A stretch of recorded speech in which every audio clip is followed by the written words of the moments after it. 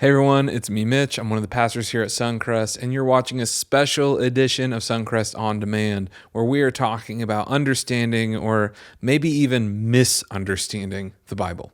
Let's get going. So when they say the word Bible, what does it mean to you? What comes to your mind?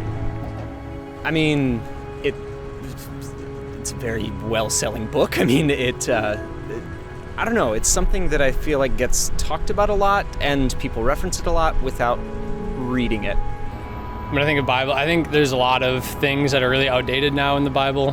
So I think I tend to have more of a negative view that way just because of the way they talk about slavery or gays or women in the Bible. I think a lot of it's pretty outdated and doesn't really apply now, but So I'm not Christian, so I come from a different place anyway, but it's an interesting work of fiction that sort of it has moral messages and it teaches stuff how you should live your life. But that's all it is. It's just it's a moral base that you could build your life around, and for some people that's good, but it's not something to be taken literally or anything. Hey, 3 years ago this month, I did a teaching series that turned out, in retrospect, to, I think, be the most helpful teaching series I've ever done for people who are wrestling with faith. Some people were wrestling with faith because they are on the front end of a faith journey, and they were wanting to start to read the Bible and see if they could understand the Bible. The teaching series was called The Bible for Grown-Ups. But it was also helpful, I think, to people who had actually had faith and it had been developed at an elementary level, but some people felt like that was starting to crumble for them, in part because the Bible, in certain parts of it, had become a barrier, not a help, to the faith that they were trying to live out. And so, today, I'm going to do, in a single message, what I tried to do over 4 weeks 3 years ago. Why would I do that today? Well, first of all, let me say, I have no idea why I'm trying to do this in a single message. You're going to find that out as I try to fly through this. But there are 3 reasons. Number one, 3 years ago, on the weekend we kicked off this series, we had an attendance at Suncrest of 518 people. It was post-COVID. Things had shrunk a lot, all those sorts of things. Well, last weekend, we had an attendance of almost 1,400 people. So it's cool. It's cool. I mean, you are the 1,400 people. So my point, though, is most of you haven't heard this. And it was so foundational, I found so helpful to people in those categories that I want you to hear it. Second, I reference things that are rooted in that message series all the time while I'm teaching. And I want you to have the context for past teaching and future teaching for oh, that's why Greg's saying it that way. So I definitely want you to have that, especially because over the course of 2024, one of the things I'm going to do is walk us through actually the book of Romans in the New Testament. We're going to do it. We're going to let it unfold over the whole year in kind of different sections as we go, but it will start next weekend. And I can't wait to have you have this context for a series like that. But third, and most important, I care a lot about the faith of the next generation.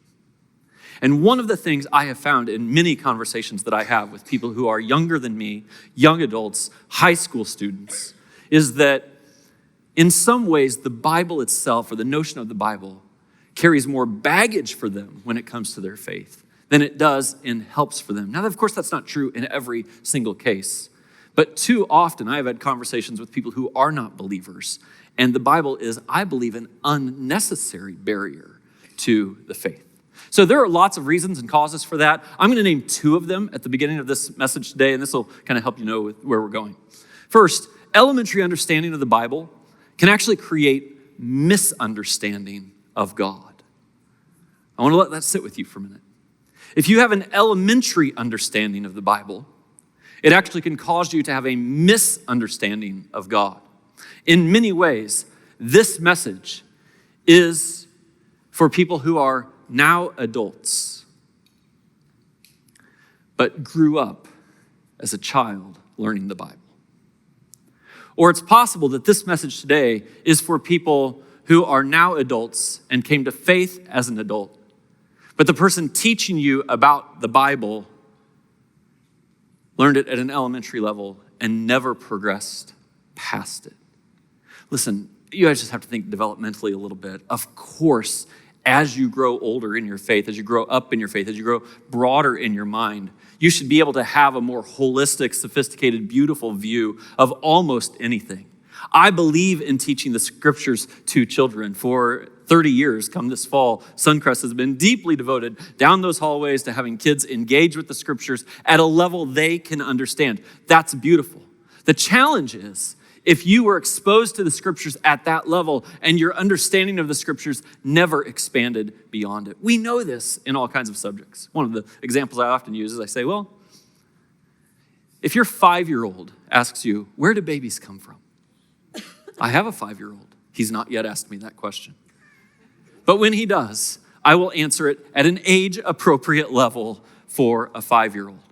Which is a different way than I would answer it if one of my teenagers came and said, hey, Dad, where did babies come from? Which is an entirely different answer than you would get if you're at medical school and you're answering the question, where do babies come from? Now, this is the point. All the answers will be true. They'll all be true. But they will all not be delivered in the same way appropriately because you would teach elementary kids elementary level things, and you would teach sophisticated people sophisticated things. But so many followers of Jesus have gotten stuck with an elementary understanding of the Bible that actually causes them to misunderstand God. And I don't want you to misunderstand God. I don't want the Bible to be a barrier. I want us to come at it in a more holistic, beautiful, sophisticated, nuanced way. Sometimes I know I'm in a conversation with someone who's stuck in the elementary level, kind of an arrested development, if you will. When they say something to me like, hey, Greg, do you take the Bible literally or metaphorically? And I say, yes. I try to take the parts of it that are supposed to be taken literally, and the parts that are supposed to be taken metaphorically. And I'm not saying that's easy to understand all of the time. There are seminary professors that argue about these things. But to just limit it to such a concrete, unnuanced, lack of appreciation view, simplistic, the Bible, it actually doesn't help anyone. Here's the second thing. There's a false shared assumption, I believe, and that is that the Bible is the foundation of the Christian faith. Maybe you believe that. It's not true, but it's quite possible I'm making some of you uncomfortable right now because you think it's true, and you think I should think it's true since I'm the one who teaches the Bible all the time. I call this a false shared assumption because I think this is a widely shared assumption. It's shared among people who aren't followers of Jesus. They think that the Bible is the foundation of the Christian faith, and many Christians think the Bible is the foundation of the Christian faith. But I promise you, the Bible is not the foundation of the Christian faith. How do I know that? Well, in part because the Bible says it. And now, this is not circular reasoning. This is not the Bible saying that the Bible is the foundation. This is the Bible saying the Bible is not the foundation of the Christian faith. Our faith is not in a book. Our faith is in a person. Jesus Christ is the cornerstone of our faith, according to the scriptures. And in particular, the death, burial, and resurrection of Jesus is the event that would cause us to believe or not believe that Christianity is true. The scriptures say it this way in 1 Corinthians 15. And if Christ has not been raised, our preaching is useless, and so is our faith. And this is my point. If Jesus is not who he said he was, and he did not rise from the dead, it doesn't matter what the Bible says. You should not be a follower of Jesus. That's the foundation of your faith. And if Jesus did rise from the dead, and he is who he says he was, and you can get that source material, yes, from the Bible, but also from other places. But then you chase down something in another part of the Bible, the Old Testament, something that's difficult for you, something that's uncomfortable for you, something that you can dispute. But you understand Jesus rose from the dead. Then your faith does not collapse because your faith is not in a book. Your faith is in a person, and actually in a particular event that happened to that person. One of the ways we kind of casually say it around here is, if a guy can predict his own death, burial, and resurrection, you should just go with whatever he says. But I don't want to do that flippantly. These are logic lines that matter because if you think the Bible is the foundation of your faith, and you go on a journey and a part of the Old Testament, or maybe a part of the New Testament, becomes difficult for you or disputed for you, then for you might suppose that makes this a house of cards and the whole thing collapses. But that's not the way it is. Actually, the scriptures, the Bible, as we think about it, wasn't even compiled completely until the 4th century. 300 years after Christianity launched and the person of Jesus walked the earth. And the faith was strong. Followers of Jesus were devoted and committed. They had all been shaped by something that happened, not by a book that had been compiled. And so, I want us to appreciate how all of this gets put together. I'm going to give you one passage. This is from Luke chapter 1. I'm going to go through different sections of the Bible here in a moment. But this is maybe a good picture of when you think about the Bible, how we should think about it. Luke said, this is the very opening of his book, he says, many have undertaken to draw up an account of the things that have been fulfilled among us. What he's saying is, I'm about to write you the biography of Jesus. I just want you to know I'm not the only one. Other people, actually many other people, not just 4 people, many other people have written this account also. Now this is a big deal actually, that an account is being written about a man. I mean, accounts didn't get written that much back then. It was an uneducated population. They certainly didn't write like we write today. But when something special happens, oh my goodness, this one got written about. He says, since I myself have carefully investigated everything from the beginning, I too decided to write an account. So what are the scriptures? The scriptures are an account of what happened. An accurate account, I believe. A God-breathed account, I believe. But they are the account. We don't worship the scriptures. We worship Christ, who rose from the dead, that the scriptures teach us about. And that is a significant difference if you'll let it live with you. Maybe this is one way to think about it. The story of how we got the Bible is almost as important as the stories in the Bible. Now, my guess is that most of us in this room received a Bible in a way similar to how I received it. When I received a Bible, it did not come to me in pieces. It came to me complete, right? Not only did it have an Old Testament and a New Testament, it actually had a nice leather binding, had maps in the back, a little helpful reference section, table of contents in the front. It was handed to me just like this. And when it gets handed to you just like this, you might assume that every page in this book is equally important to our faith. It was all handed to you at once. That every page in this book is equally applicable to you and your faith, though it isn't. But since it was given to you that way, we forget that there's actually 66 different documents in this book. And it came about in ways that are wildly interesting. Let me give you one quick example of how I think some people start to misunderstand the Bible because of how we received it.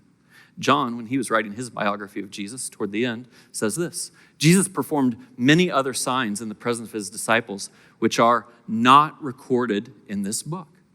So John's writing this. He says, hey, listen, we didn't cover them all. There's more that aren't in this book. And when you hear in this book, you probably think this book. But John didn't mean this book. John meant the 10 pages of this book that are his part of the book. Now, this is very important.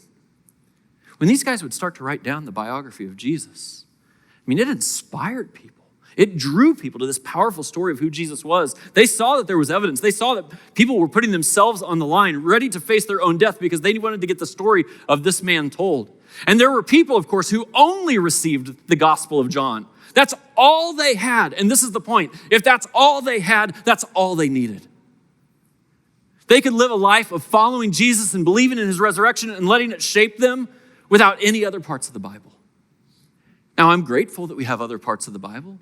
It helps us be a little more studious and look at it more broadly and appreciate the whole thing. But your faith does not rise and fall on the Bible. I have a friend. I was in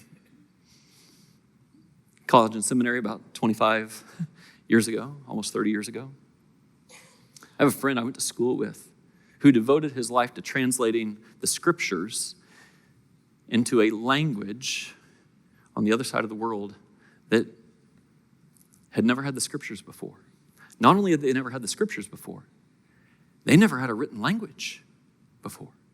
So my friend, who's a linguist, first develops a written language for a tribal people who have never had a written language before so that he can translate parts of the scriptures into their language. Isn't that wild? I got a message from him just a couple of weeks ago, and he's like, well, we got about 8 books of the Bible done. He's been working at it for 30 years. Which is, just think about that. Delivering the word of God to a people who never even had a written language before. But this is the point. He's only got 8 done. And it's enough. What do you think he started with? One of the Gospels.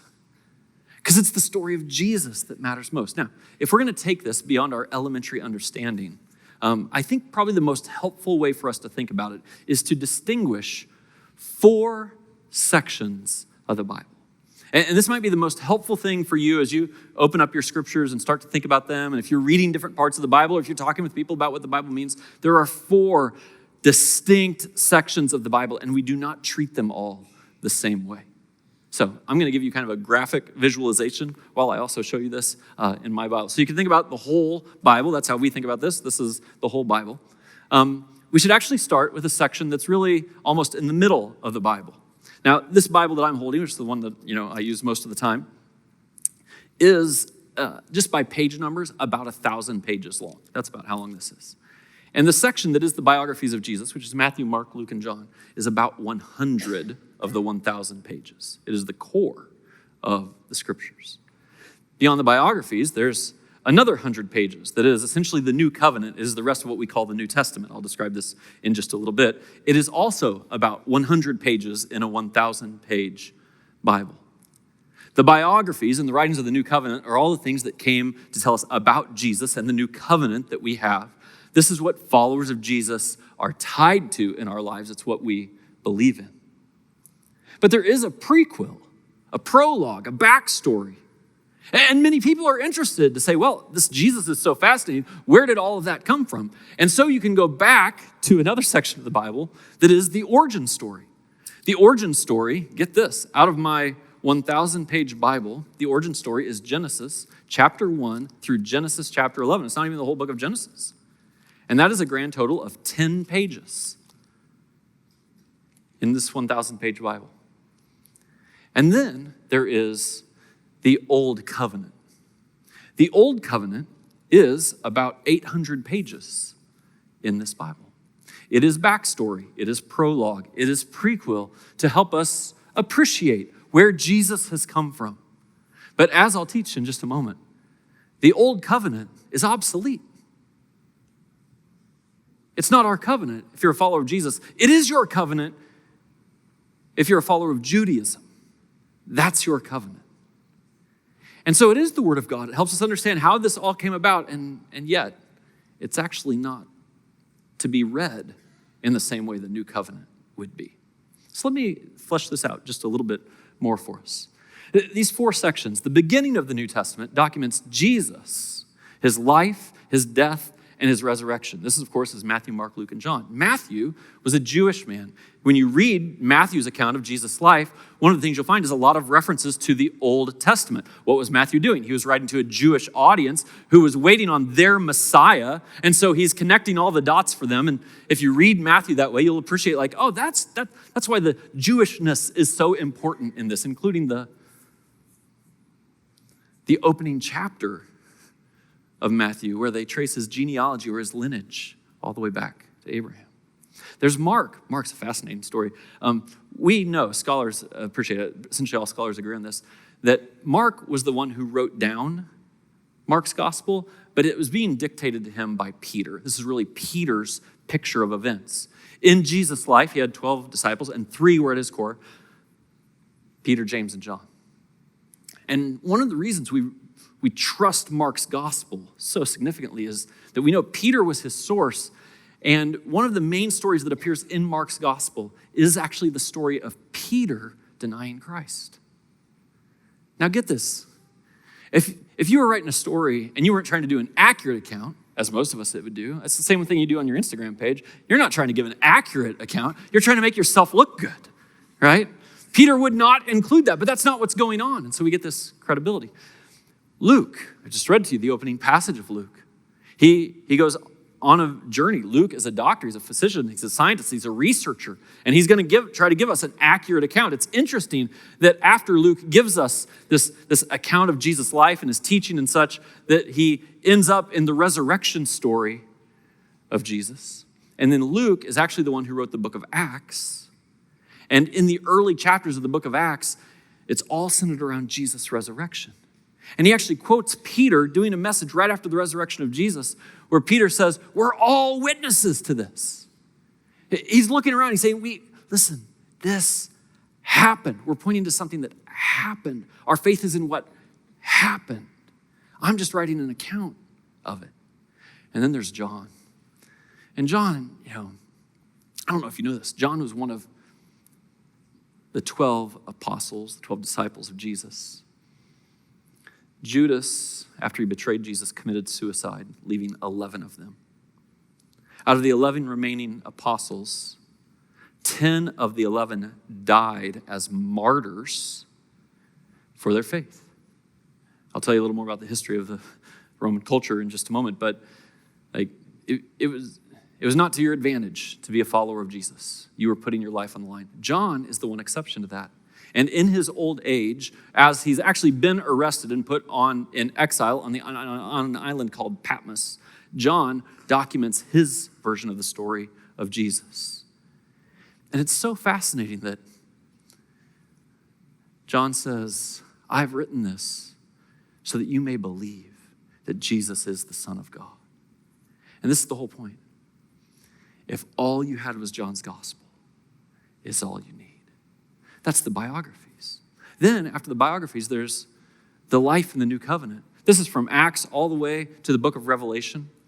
Almost all of this section, the very large part of this section, was written by 3 people, Paul, Peter, and James, in addition to some sections by John again. Paul, you might know his story. He was actually a very wealthy, comfortable man who was against Christianity, killing Christians, until he encountered the resurrected Jesus himself. It changed everything, and he became the greatest missionary the church has ever known. Peter wrote a section, one of Jesus' inner circle. And then James, who's the brother of Jesus, who did not believe his brother was the Son of God until he saw his brother rise from the dead. And it was this fact that his brother rose from the dead that was the transforming event. He didn't read it in the Bible. His faith is in an event and in a person. And this is the new covenant. It's what Jesus said in the upper room right before he went to the cross. He said, I'm making a new covenant. And it's in the book of Hebrews in the New Testament that says this, by calling this covenant new, he has made the first one, the old covenant, obsolete. It doesn't mean it didn't matter. It just means we're not using it anymore. You don't follow the rules of the old covenant anymore. We have a new covenant. The old one is obsolete. And I do see this is where many people start to really get tripped up in understanding and interpreting the Bible. So let me shift for just a moment to help us see the Old Testament sections of this. The beginning of the Old Testament contains the origin story. And I mentioned here that this is Genesis 1 through 11, actually in a chronological way that will confuse you if you're just trying to read the Bible beginning to end. The book of Job also happens during this timeline. And the thing about an origin story, maybe you've seen this in literature, is that it helps answer some of the big questions. Now, why is this so important? Well, it's very important because as the message of Jesus was spreading, the Roman world was starting to be overtaken by Christians. And that made the emperors of Rome very uncomfortable. There was an emperor of Rome named Diocletian, the year 303, who had finally been fed up with all of this. And he said, throw all the Christians to the lion and burn all their records, all their documents, all their letters that they write to one another. And there was an effort put forth in order to destroy to stamp out Christianity as we know it. People who were followers of Jesus held on to their fragment of the Gospel of John or their fragment of the story that Mark wrote. They just held it preciously. And interestingly, only 22 years later, Constantine the Great, became the emperor of Rome and declared that he believed in Christ. And now people could openly practice their faith. And that's when a group came together to assemble what we now know as the Bible. Now, why do I tell you all that? This is important. Because people were centered in the story of Jesus. People were centered in the new covenant. But there were two different groups of people who were looking at that. And one group of people was people who had been Jewish, and now we're trying to decide, did they believe that Jesus was the Messiah who had been promised by the Jewish scriptures? And so the Jewish people were interested in saying, yes, I know this story about Jesus, but let's take it back before that. And people who were Gentiles are everyone who's not Jewish. Romans had a high regard for ancient things. And so they also wanted to know the backstory, the why. And so they go back to what we call the Old Testament. Now, in Genesis chapter 1 through 11, you basically get the creation of the world. I want everyone here to know the point of the creation narrative in Genesis chapter 1 and 2 is to answer the big questions. That's what origin stories do. They're answering questions like, who? Well, in the beginning, God. Why? Where's the purpose in all this? And we're going to see God's redemptive plan. The origin story was not trying to answer technical questions like what and how. Now, people believe different things about how the creation of the world came about, but I'm just telling you the point of the story was that God created the world, and he's teaching us something about why that mattered. It's interesting, actually, in Genesis chapter 1 through 11, you get the story of Noah and the flood. Because what's happening is God has created human beings in his image. He wants to have a relationship with us. That's always been true. He tries to establish that through Adam and Eve, and they rebel. Not very long after that, the whole world has rebelled. He decides to destroy the whole world and try to start over with Noah because he wants to have a relationship. He's like, let's set this right again. And he does with Noah and the flood. And then after that, everything goes south again. And people are prone to wander, you and I too, away from God. This is the story of Genesis 1 through 11. Now, this is a big deal because I think it's fundamental for us to reconcile whether this world has a creator or not, and if it does, who he is and what he's trying to do. I came across a little clip of a comedian, maybe you know Pete Holmes. I just thought this was interesting. Here's a minute from Pete. Some people think God created the universe. Some people think nothing created the universe, which is the funniest guess. And the nothing people make fun of the God people. They say God doesn't exist. I'm like, okay, maybe. But you know what definitely doesn't exist? Nothing. That's the defining characteristic of nothing, is that it doesn't exist. So what are we talking about? Either you think it's God, something you can't see, touch, taste, photograph, and science can't prove, or you think it's nothing, something you can't see, touch, taste, photograph, and science can't prove. I think we can all agree, if your nothing sometimes spontaneously erupts into everything, that's a pretty magical nothing, you guys. Ask the nothing people, what happens when you die? They'll tell you, nothing. You go into nothing. I'm like, you mean you merge back with your creator?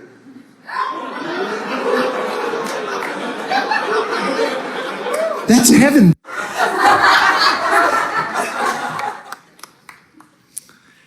Listen, I'm up for a conversation. If you don't believe God exists, I'd love to have that conversation with you. But Genesis, the origin story, the whole point of it is to tell us that God does exist and why he exists. And then we get this whole balance of what we call the Old Covenant. The Old Testament contains the Old Covenant. And this is from Genesis chapter 12 all the way through the end of Malachi, the 800 pages in my 1,000-page Bible. And because it takes up such a significant amount of space in the scriptures, you might overestimate its significance to our lives today. But we have to appreciate the nature of the Old Covenant. What was happening? In the creation of the world, God wanted to draw all people to him, and people rebelled. He went through a process with Noah where he destroys all of humanity and tries to start over, and people rebel against him again. And God puts together a plan to bring about the redemption of the world. I want you to appreciate this about the world that the Old Covenant was written into thousands of years ago.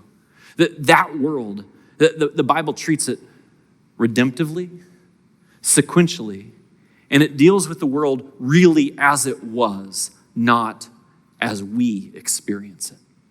And so he called Abraham out of his people, and he said, hey, from you, I'm going to make a great nation. I'm going to have a special relationship with you. And actually, in this special relationship with you, it will ultimately draw all the people of the earth back to you. Out of you is going to come the Messiah, the Savior of the world, the redemption for all of mankind. And this sets the course. And some of you know this because it started with Abraham. He had a son named Isaac. He had a son named Jacob. Jacob's name was also Israel. Israel had 12 sons. These are the 12 tribes of Israel. One of Jacob's 12 sons was a man named Joseph. He was the coat of many colors, got sold by his brothers, ends up in Egypt, and then ends up running the country of Egypt. In a time of famine, he brings all of his brothers into Egypt, and they populate in the Egypt population. And it goes well for a while, but eventually they're put into slavery because Pharaoh doesn't like how they're starting to have some control.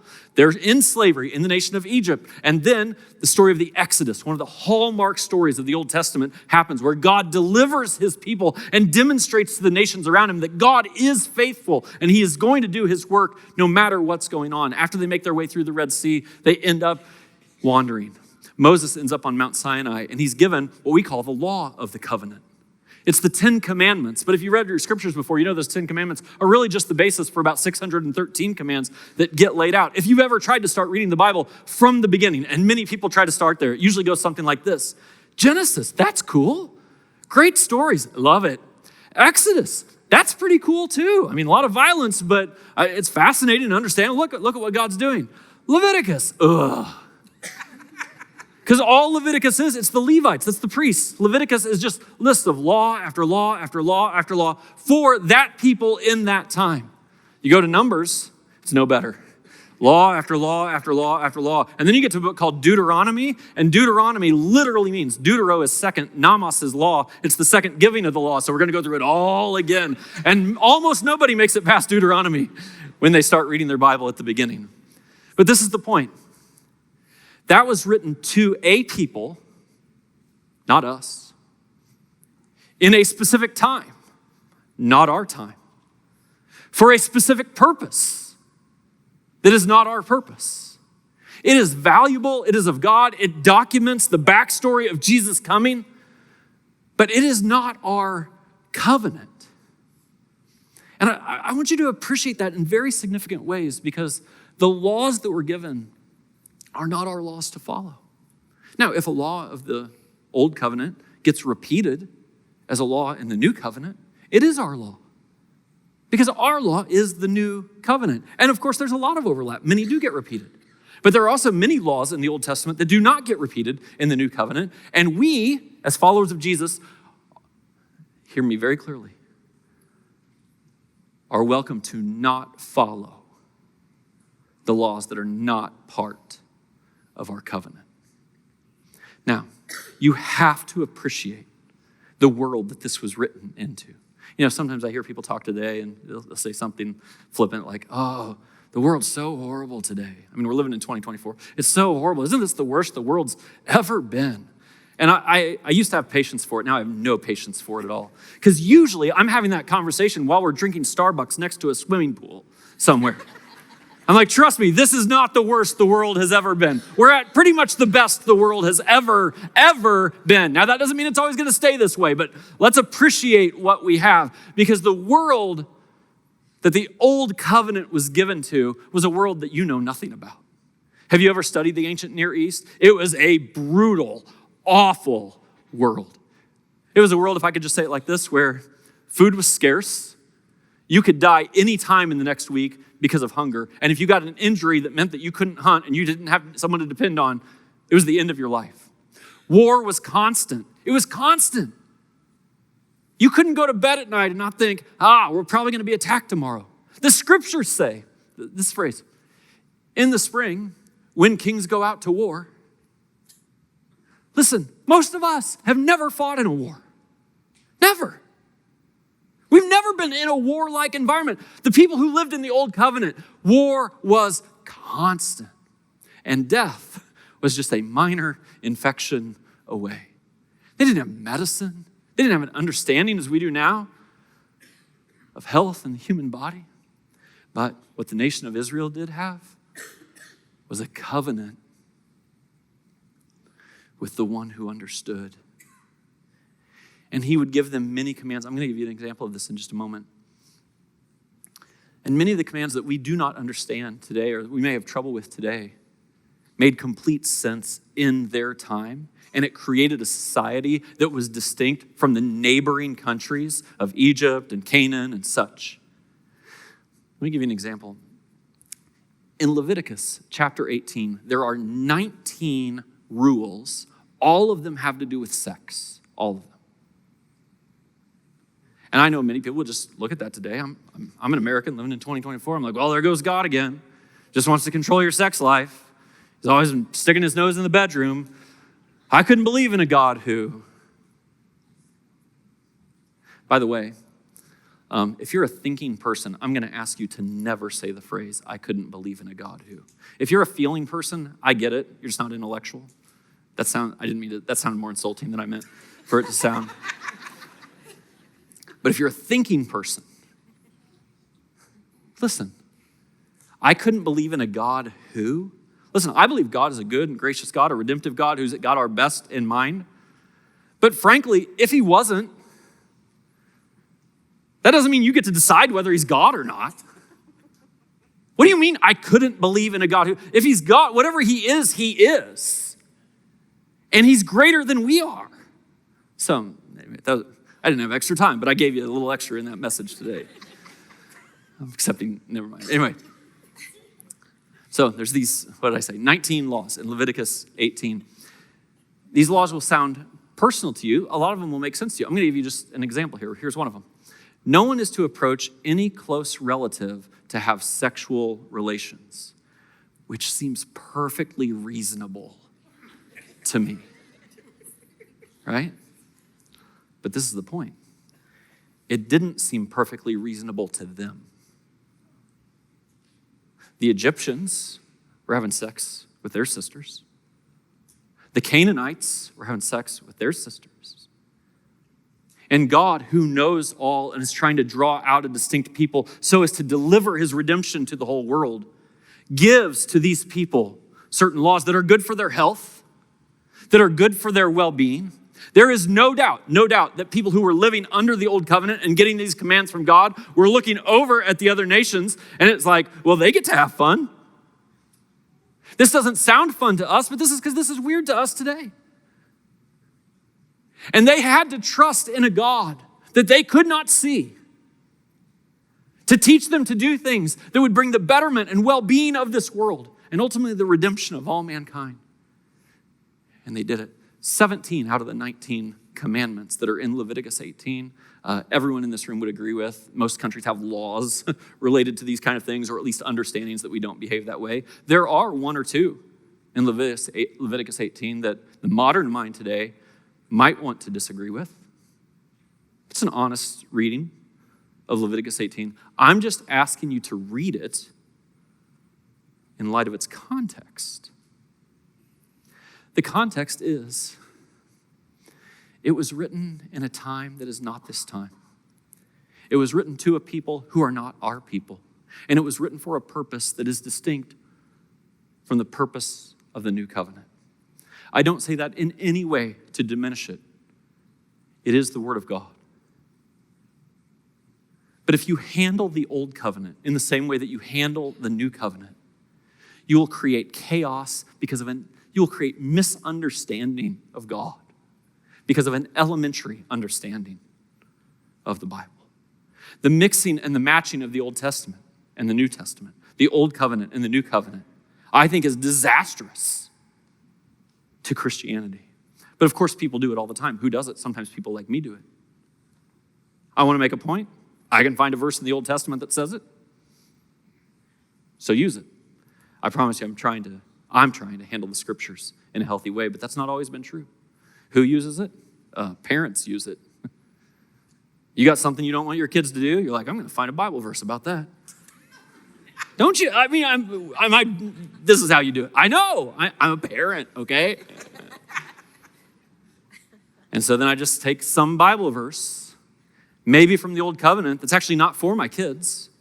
It's not for me, but because it meets the ends that I want it to meet. I slap it together and use it and say, God said. It's dangerous. It's so dangerous.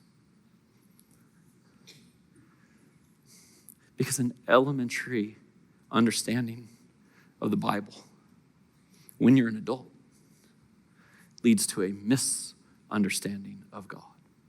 So, this is my hope, that a grown-up understanding of the Bible will create an accurate understanding of God. I believe that's a beautiful understanding. It helps us see how God is about the redemptive work in this world, how he always has been and how he always will be. I'm not suggesting to you that everything that God leads you to do through the scriptures will be easy, certainly not. I'm not suggesting that I'll be able to shave all the rough edges off and it'll all be comfortable. It is not. But it is an accurate understanding of the scriptures that set the resurrection of Jesus as the foundation of our faith and the aim of those of us who live under the new covenant and call ourselves followers of Jesus are aiming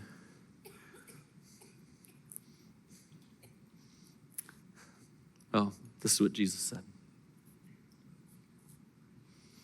Love one another as I have loved you. So love one another. That's the new covenant. Ash Wednesday is right around the corner. It's Wednesday, February 14th, and let me tell you, we have a candlelight experience for you.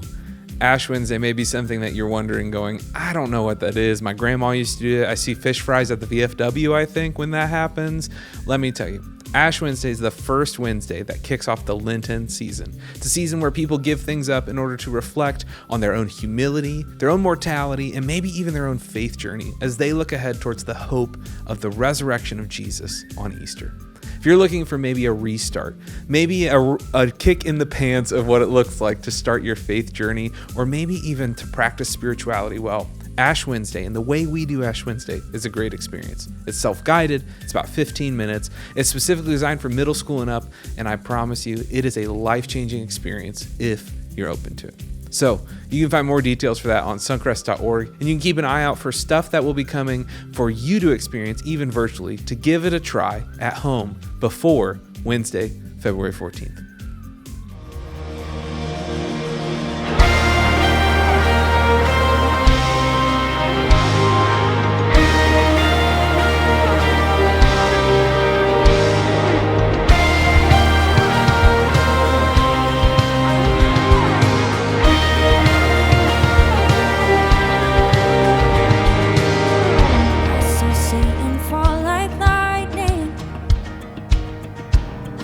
Darkness run for cover, but the miracle that I just can't get over, my name is registered in heaven.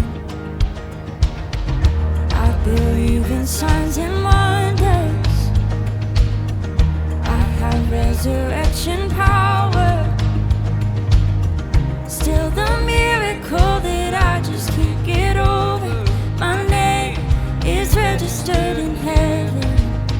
Oh, my praise belongs to you forever. This is my testimony from death to life, 'cause grace rewrote my story.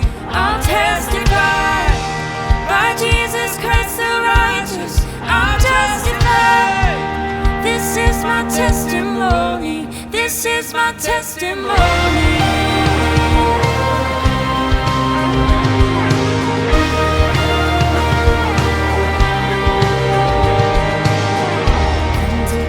Sons and daughters, bought with blood and washed in water. Sing the praises of the Spirit, Son and Father.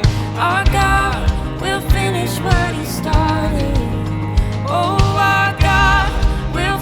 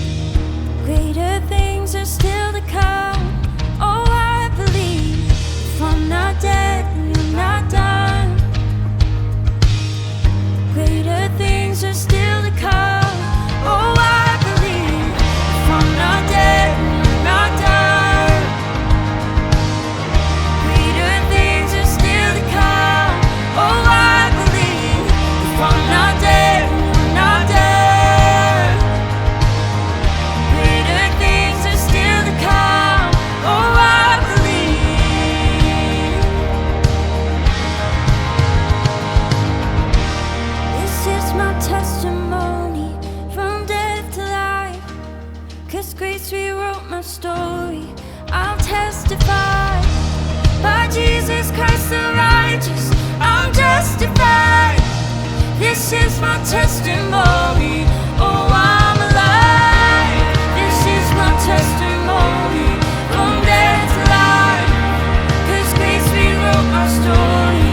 I'll testify, by Jesus Christ the righteous, I'm justified. This is my testimony, this is my testimony.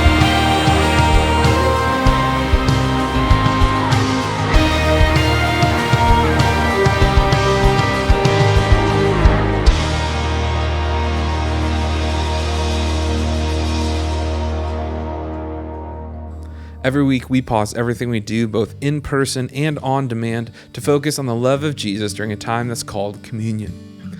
In person, we take bread and juice, but on demand, go ahead and find whatever food and drink you have available to you. During this time, for those of us who follow Jesus, this is a moment to recenter, to refocus, and refuel ourselves on the mission of God to be used by Him to change lives, and how that changes not just the world around us, but us too. If you're watching this video, and you don't know where you stand yet, and you're still figuring out what it is you believe, I'm glad you're watching. Suncrest is an amazing and a safe environment for you to wrestle with what it is you believe, to ask your questions about Christianity in Jesus alongside hundreds of other people who are doing it with you. I'm going to put a timer, some scripture here on the screen shortly, and I'm going to invite all of us to reflect together.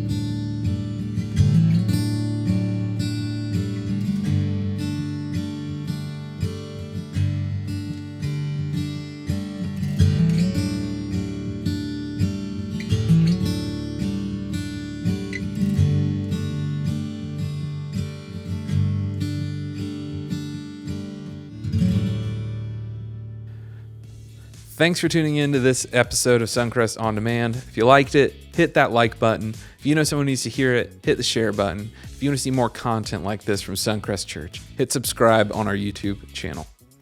Next week, we're kicking off a brand new series that we're calling Unshaming, and I hope that you will join us because it is going to be a remarkable message about how we can change where our identity is placed, how we view ourselves, and how God interacts with all of that. I hope you join us, and I hope that you experience change that can only come from following Jesus. Bye now.